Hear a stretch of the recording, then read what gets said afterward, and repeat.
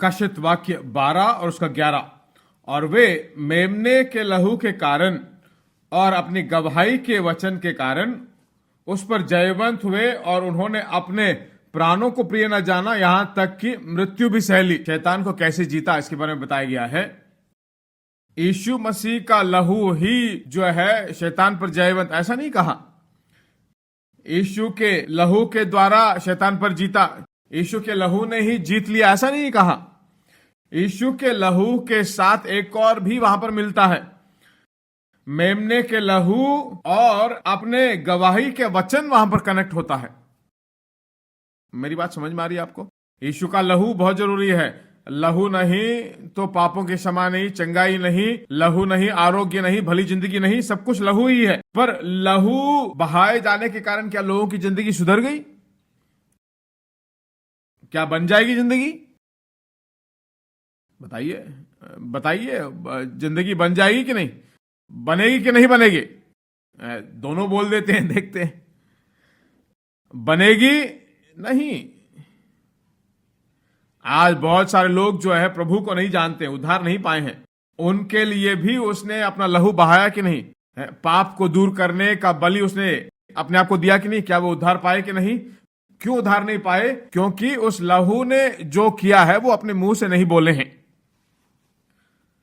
मेमने के लहू के द्वारा और गवाही के वचन के द्वारा उन्होंने जयवंत पाया। लहू ने जो कुछ भी कहा है, वचन जो कहता है उसको बोलना पड़ता है।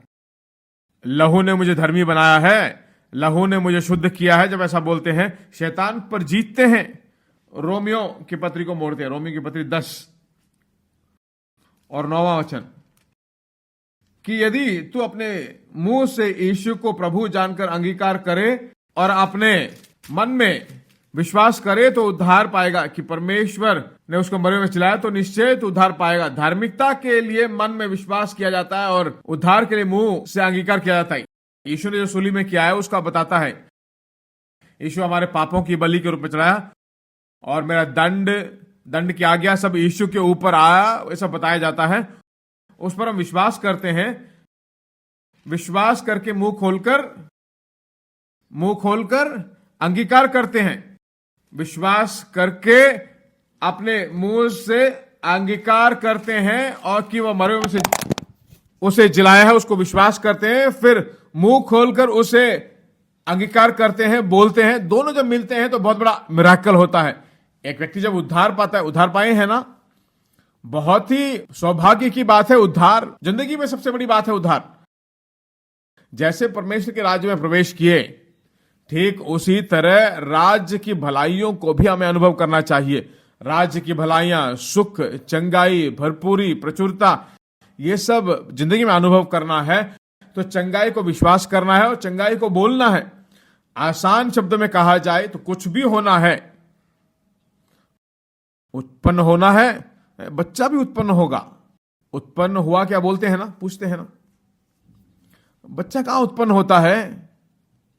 सबसे पहले मन में कंसीव होना चाहिए। सबसे पहले मन में कंसीव होना, फिर मुंह खोलकर डिक्लेयर करते हैं और उसके बाद सोचों को विश्वास करते हैं, डिक्लेयर करते हैं, घोषणा करते हैं और वैसा का वैसा ही होता है। हर कलीसिया, चाहे वो कोई भी कलीसिया हो, अंगीकार के द्वारा ही उद्धार होता है। सभी कलीसिया विश्वास करते हैं यीशु का अंगीकार करो उद्धार, पर चंगाई के लिए अंगीकार करो, समृद्धि के लिए अंगीकार करो, कलीसिया रोकते हैं। जिस पैटर्न में उद्धार हुआ है उसी पैटर्न में उद्धार के सभी भलाइयां अनुभव करते हैं। नीति वचन 12 और उसका 6 आखिरी भाग देखते हैं। परंतु सीधे लोग अपने मुंह की बात के द्वारा छुड़ाने वाले होते हैं। सीधे लोग अपने मुंह की बात के द्वारा छुड़ाए जाते हैं। NLT में, but the words of the godly save lives.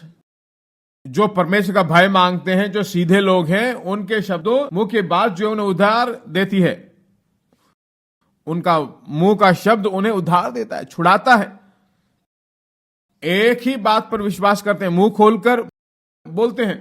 मेमने के लहू के द्वारा और वचन के गवाही के द्वारा उद्धार पाते हैं, परमेश्वर के बच्चे बन जाते हैं। जो कुछ भी बात होना है विश्वास करते हैं, मुंह खोलकर बोलते हैं। नरक से बाहर आ गए, कैसे आ गए? विश्वास किया और बोला। कर्जे से बाहर आ सकते हैं? नरक से ही बाहर आ गए तो मैं कहता हूं कर्जे से भी बाहर आ जाएंगे। जहां से आ ही नहीं सकते वो है नरक, वहीं से आ जाते हैं तो बीमारी से भी आ सकते हैं।